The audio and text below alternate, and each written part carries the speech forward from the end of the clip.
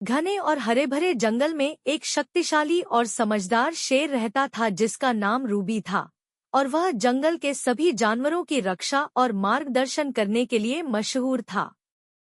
एक दिन उसे खबर मिली कि जंगल में एक जादुई शीशा छुपा हुआ है जिसे केवल वही देख सकता है जिसके दिल में नीयत साफ हो। रूबी ने तुरंत फैसला किया कि वह इस शीशे को ढूंढेगा ताकि जंगल के सभी जानवरों की मदद कर सके।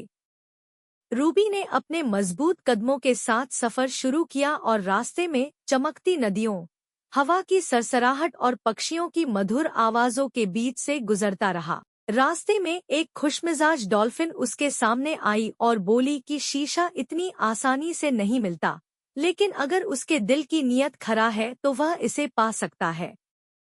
रूबी ने मुस्कुराकर कहा कि वह केवल जानवरों की भलाई के लिए आया है और उसे कोई डर नहीं। डॉल्फिन ने उसकी नीयत और हिम्मत देखकर सही रास्ता दिखा दिया।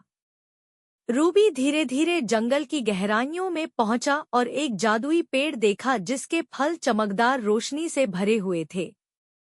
पेड़ ने रूबी से कहा कि शीशा पाने के लिए सब्र, समझ और बुद्धि जरूरी है।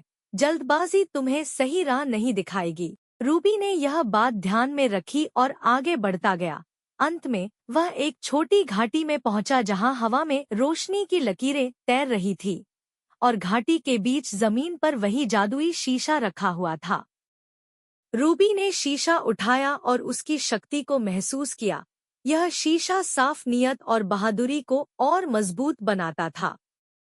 वह शीशा लेकर जंगल वापस लौट रहा था कि अचानक एक चालाक लोमड़ी सामने आ गई, जिसने चोरी छिपे शीशा उससे छीन लिया और जैसे ही अपनी स्वार्थी नियत से शीशे का इस्तेमाल करना चाहा, और जैसे ही लोमड़ी ने अपना प्रतिबिंब शीशे में देखा, शीशे ने उसे कैद कर लिया। रूबी ने सभी जानवरों को समझाया कि यह शीशा केवल ज्ञान, भलाई और मदद के लिए है और सभी को मिलजुल कर एक दूसरे की रक्षा करनी चाहिए।